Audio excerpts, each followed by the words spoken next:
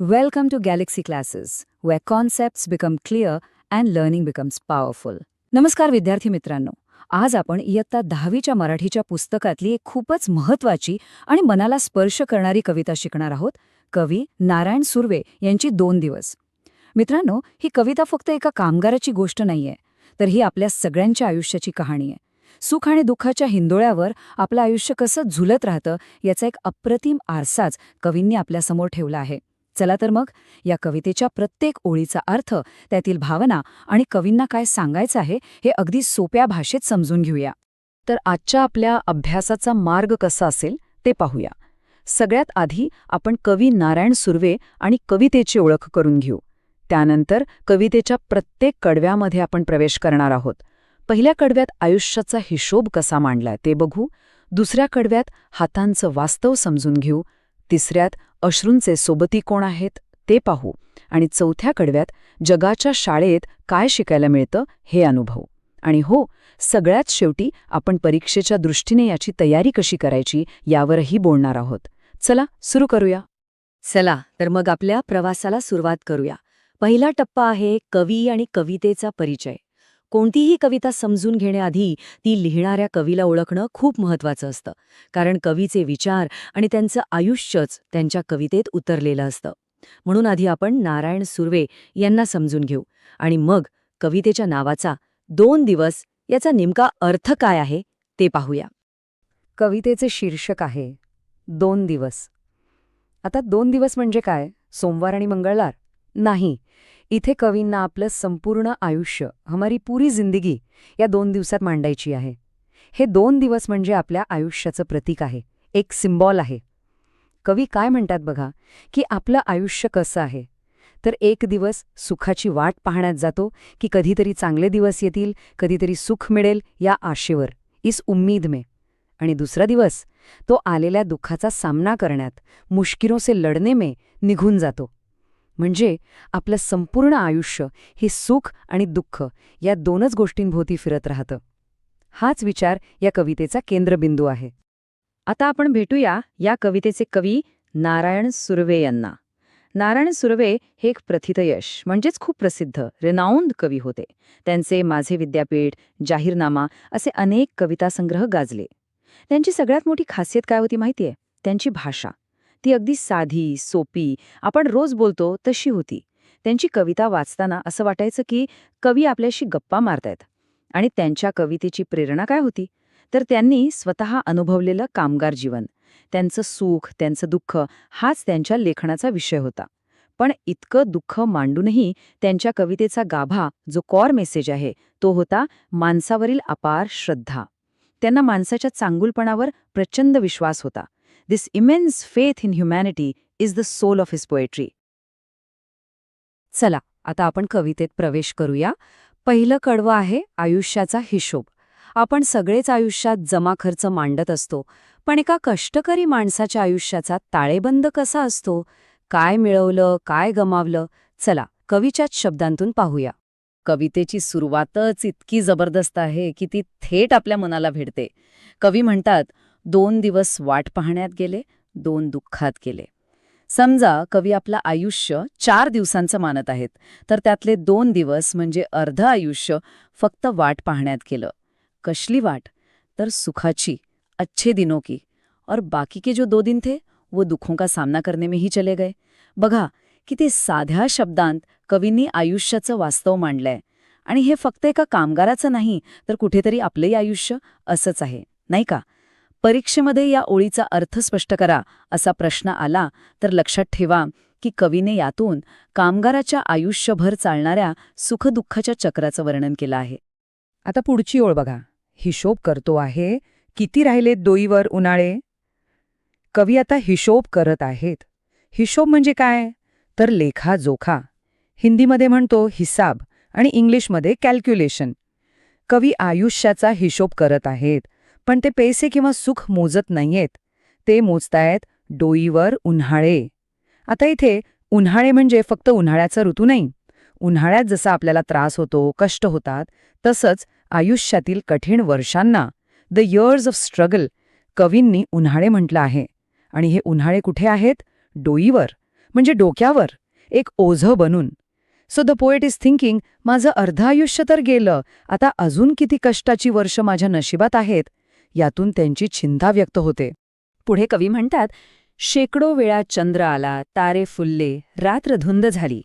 म्हणजे माझ्या आयुष्यात शेकडो वेळा, हंड्रेड्स ऑफ टाइम्स आकाशात तो सुंदर चंद्र आला, तारे चमकले आणि रात्र धुंद झाली.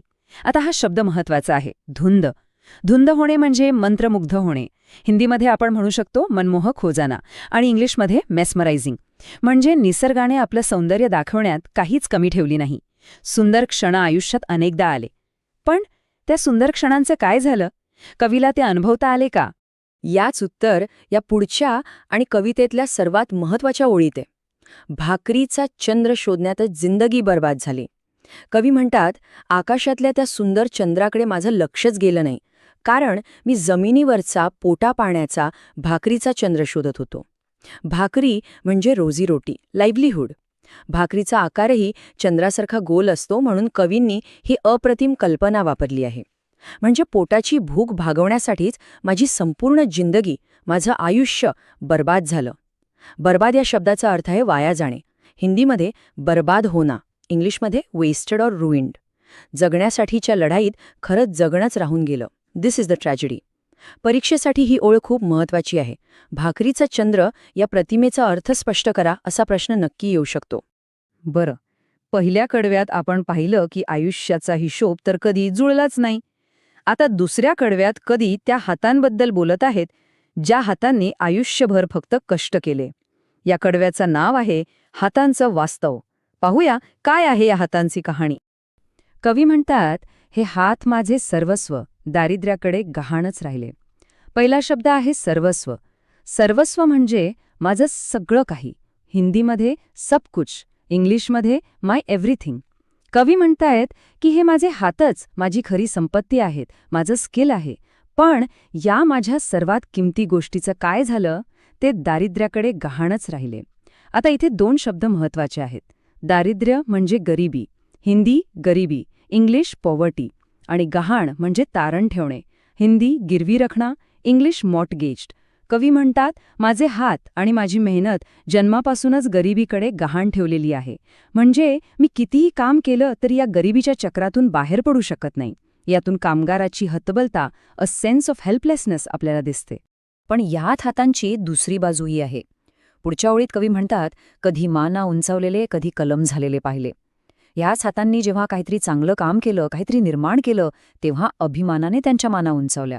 But at the same time कधी कलम झालेले पाहिले. याच हातांमध्ये लिहिण्याची, विचार करण्याची, काहीतरी नवीन निर्माण करण्याची ताकदसुद्धा आहे. कलम होणे म्हणजे लेखणी बनणे, टू बिकम अ पेन. कवी इथे हेच सांगत आहेत की हे हात फक्त राबण्यासाठी नाहीत, तर हे विचार करणारे, कला निर्माण करणारे हात आहेत. एकाच ओळीत कवींनी कामगाराच्या श्रमाचा आणि त्याच्या बुद्धीचा, दोन्हीचा सन्मान केला आहे. आयुष्याचा हिशोब बघितला, हातांचं वास्तव बघितलं. आता तिसऱ्या कडव्यात कवी आपल्याला त्यांच्या एका वेगळ्याच सोबतीबद्दल सांगत आहेत. तो सोबती आहे अश्रू. दुःखामध्ये, एकटेपणामध्ये अश्रूंनीच कशी साथ दिली हे या कडव्यातून आपल्याला समजतं. कवी खूप प्रामाणिकपणे सांगतात, हर घडी अश्रू वाळविले नाहीत. यातला शब्द बघा, हर घडी. हर घडी म्हणजे प्रत्येक वेळी. हिंदीमध्ये हर पल, हर समय, इंग्लिश एव्हरी मोमेंट. कवी म्हणतात की असं नाहीये की मी प्रत्येक क्षणी रडतच बसलो, मी दुःख पचवलं, मी स्ट्रॉंग राहिलो. पण आयुष्यात असेही क्षण आले, असे काही मोमेंट्स आले जेव्हा दुःख सहन करण्याच्या पलीकडे गेलं. आणि मग काय झालं? त्या कठीण क्षणी तेव्हा अश्रूच मित्र होऊन सहाय्यास धावून आले. काय सुंदर कल्पना आहे बघा.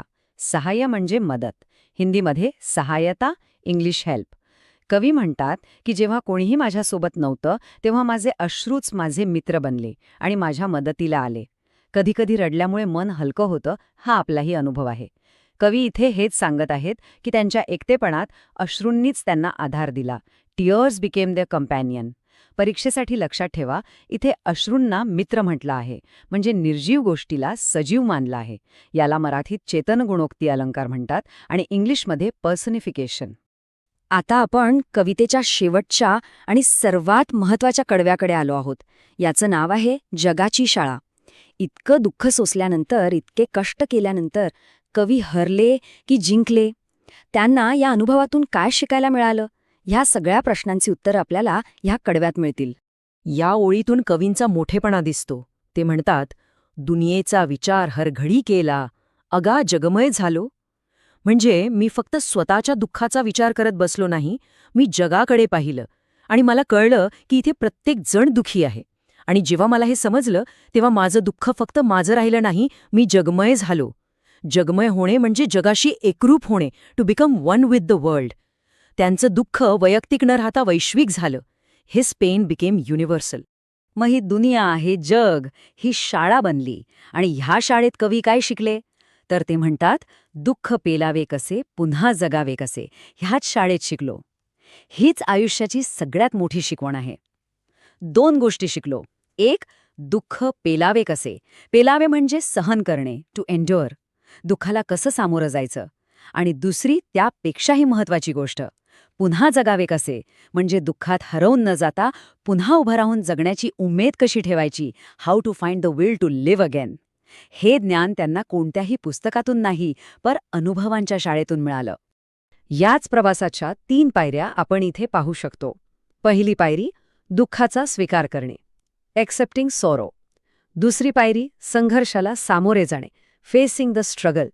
आणि तिसरी आणि सर्वात महत्वाची पायरी, जगण्याची उमेद टिकवून ठेवणे, maintaining the will to leave.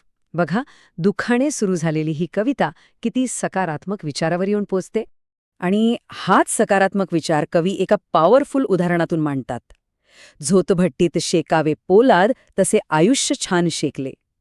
मित्रांनो, झोतभट्टी म्हणजे प्रचंड उष्णतेची भट्टी, अ ब्लास्ट फर्नेस. आणि पोलाद म्हणजे स्टील. जसं लोखंडाला त्या झोतभट्टीत तापून, शेकून मजबूत पोलाद बनवतात, तसंच कवी म्हणतात की दुःखाच्या आणि कष्टांच्या भट्टीत माझं आयुष्य शेकून निघाले, ज्यामुळे ते आता पोलादासारखं मजबूत आणि कणखर झाले. Hardships made me stronger. दुःख माणसाला तोडत नाही तर घडवतं, हा या कवितेचा सर्वोच्च संदेश आहे. आणि कविता पुन्हा त्याच ओळीवर येऊन संपते जिथून ती सुरू झाली होती. 2 दिवस वाट पाहण्यात गेले, 2 दुःखात गेले. याला म्हणतात पुनरावृत्ती, रिपिटिशन. कवी इथे काय सांगत आहेत? ते म्हणतात की हो, मी अनुभवातून शिकलो, मी मजबूत झालो, पण माझ्या आयुष्याचं वास्तव, the reality of my life, बदललेलं नाही. सुख आणि दुःखाचं ते चक्र अजूनही तसंच सुरू आहे.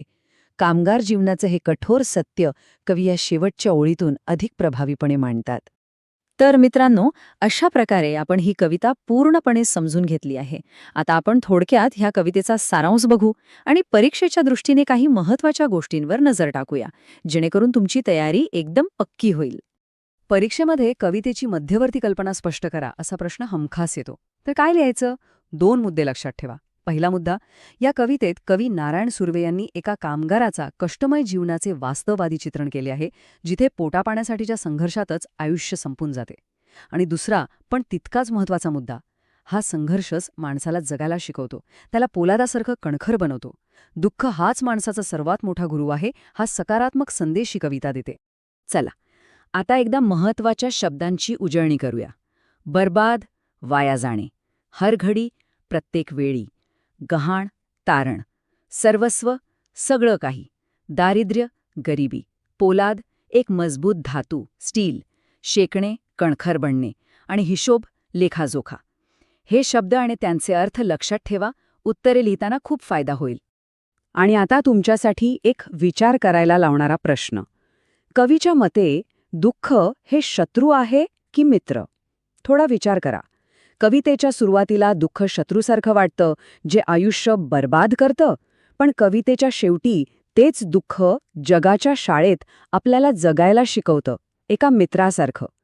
तर ह्या दोन्ही बाजूनी विचार करून तुम्ही तुमचं उत्तर तयार करू शकता. This lesson was brought you by Galaxy Classes, created only for study and concept clarity.